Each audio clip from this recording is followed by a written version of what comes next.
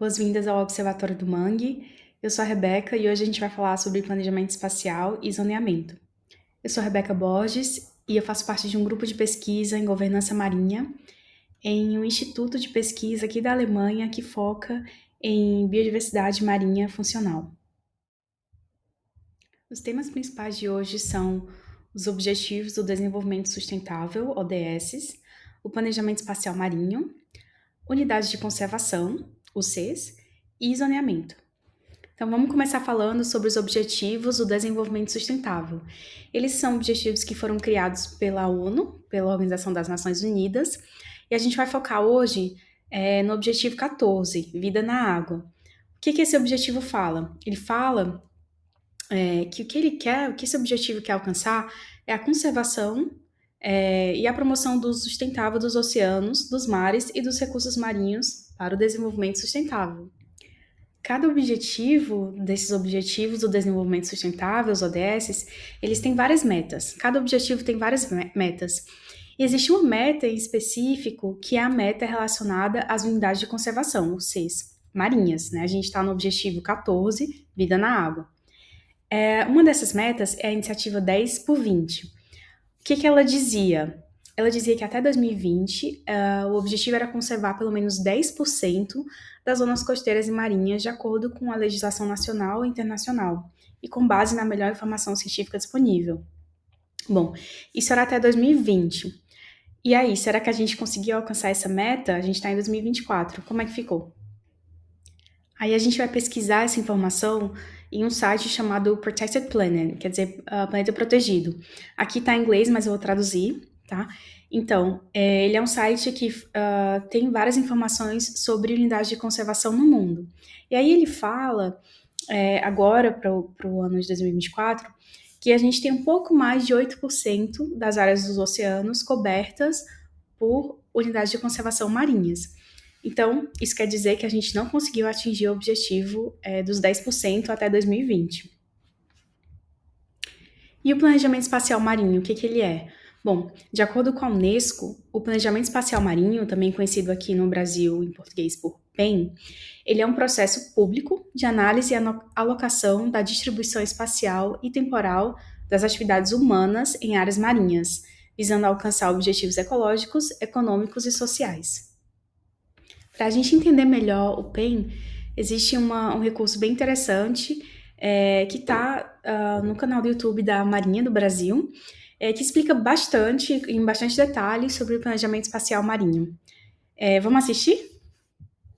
A gente pode falar também, em termos de planejamento espacial marinho, sobre as várias etapas, né, para a gente entender melhor como esse processo funciona. Aqui também está em inglês, mas a gente vai traduzir. Esse recurso ele é bem interessante, bem didático, ele foi feito pelo governo estadunidense. Então, ele fala que existe uma fase inicial de um planejamento, né, um planejamento do processo. Essa fase, ela inclui o estabelecimento dos objetivos, né? Então, para que a gente vai fazer esse planejamento? Quais são os objetivos? O que a gente quer que aconteça na alocação, né, como a gente falou, das atividades humanas no contexto marinho e costeiro. Então, é importante, primeiro, a gente saber o que a gente quer. Também é bem importante a gente saber em qual área exatamente esse processo vai acontecer. Então, tem uma delimitação exata sobre a área que está ali sendo, onde o planejamento está acontecendo.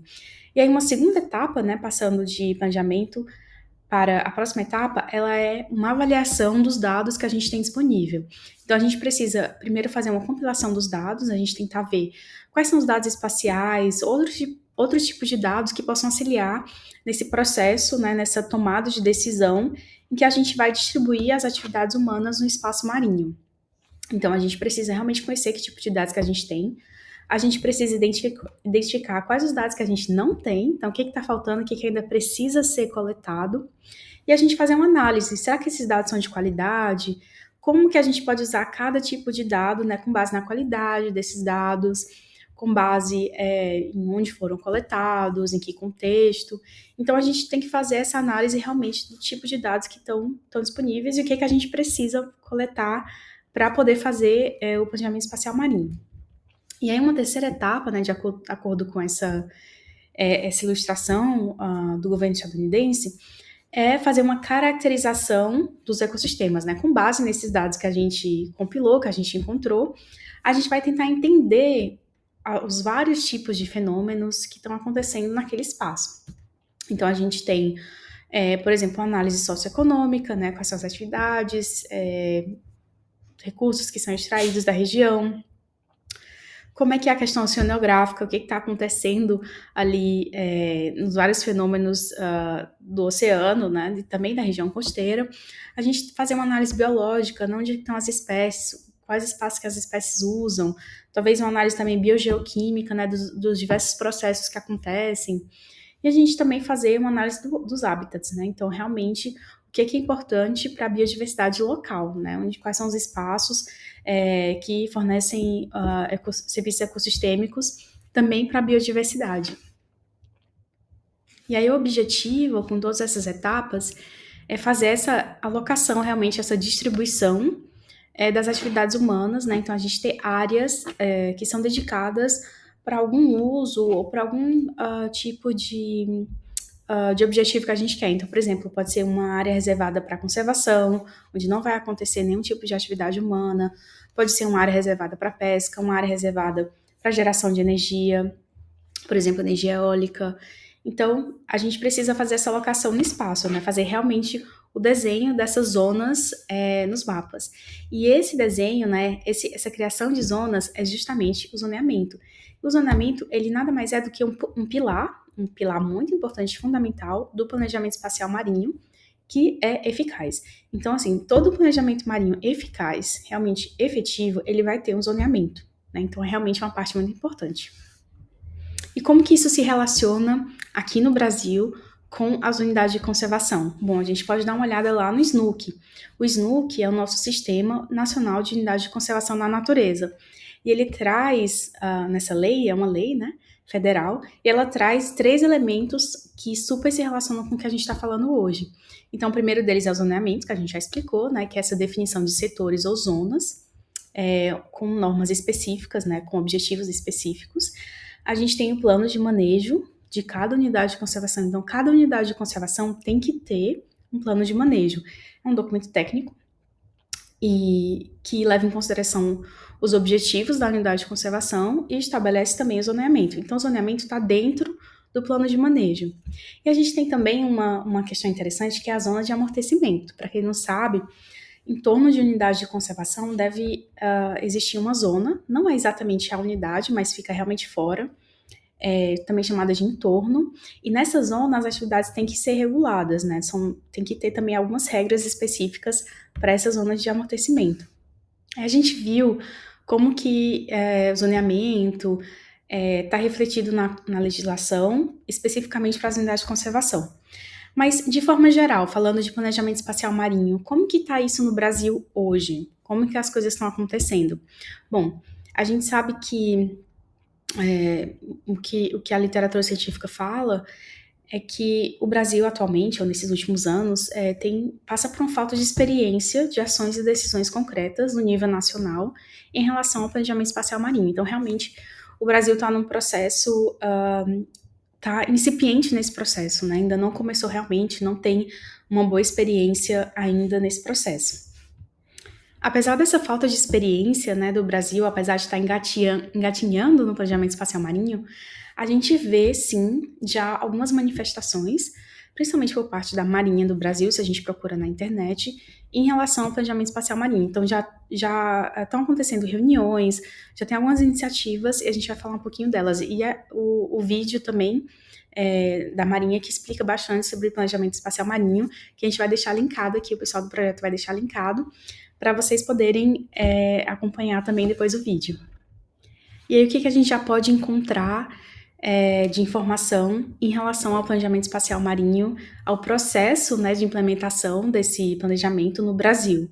Então, a gente sabe, a Marinha já anunciou que estão acontecendo reuniões, né, como eu falei, e algumas decisões já foram tomadas, né? Então, por exemplo, a costa brasileira foi dividida em 4 regiões, E aí já foi decidido, já foram decididas as etapas da implementação do PEN no Brasil, né? Então a gente vê pela tabela que vai começar pelo sul, vai passar pelo sudeste, pelo nordeste e por último chegar no norte do Brasil. E ali já tem um planejamento também, inclusive, em relação aos custos. Qual é a atualização mais recente que a gente tem em relação a esse processo, né? Então, se a gente procurar em sites de notícia, a gente vê já algumas notícias falando que o projeto tá andando sim.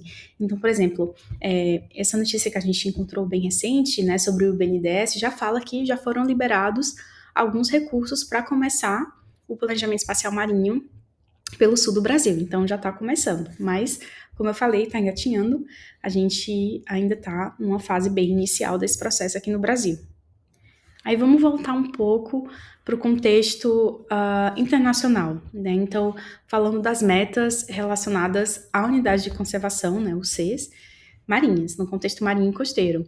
Então, eu falei para vocês da meta 10 por 20, que era uma meta até 2020, não foi alcançada.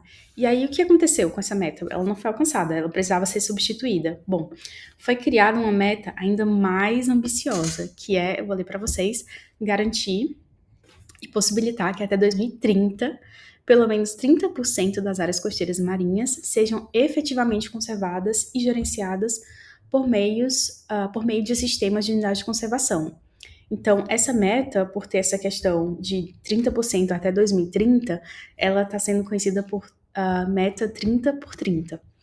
E aí eu continuo na definição, que ela é bem interessante, ela traz alguns aspectos interessantes. Então vamos lá. Ela fala, né, reconhecendo os territórios indígenas tradicionais e respeitando os direitos dos povos indígenas e das comunidades locais, inclusive sobre os seus territórios tradicionais.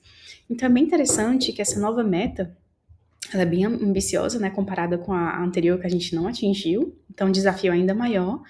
Mas é interessante ver que essa meta traz uma consideração, aí um olhar sobre a questão das populações tradicionais. Isso é bem importante. E aí a gente termina o nosso vídeo falando também sobre alguns aspectos que chamam a nossa atenção e que a gente tem que ficar de olho. Algumas dúvidas, alguns questionamentos que surgem em relação ao planejamento espacial marinho e a criação de unidades de conservação. Então, como eu falei para vocês, essa nova meta, 30 por 30, ela na verdade triplica aquela meta original de 10%. E agora a gente tem um prazo bem reduzido, né? Se a gente considerar que é 2030, o prazo a gente só tem 6 anos. Então vejam aí o tamanho do desafio, né? A gente conseguir criar 30%, né, do espaço marinho e costeiro em unidade de conservação, sendo que atualmente a gente tem ali em torno entre 8% e 9%. A estatística varia um pouco, dependendo da fonte. Então, é um desafio significativo, é uma meta muito ambiciosa e a gente tem que ter muito cuidado com os processos que vão tentar chegar nessa meta. Então, a gente tem que se perguntar, é possível ter processos justos e participativos, né, considerando que é uma meta muito ambiciosa num prazo muito curto? Será que a gente vai conseguir fazer tudo isso de uma forma justa, que vai ouvir as populações atingidas, como a gente viu na definição, a meta traz as questões relativas a populações tradicionais. Então, tudo isso tem que ser um ponto de bastante cuidado. Uma outra coisa que a gente pode se perguntar é se essas unidades de conservação que vão ser criadas, se elas não vão acabar virando o que as pessoas chamam de parques de papel. Então, o que é isso? São parques que são criados, estão lá no papel bonitinho, mas que na prática nada acontece. Então, não são funcionais e, consequentemente, não são efetivos.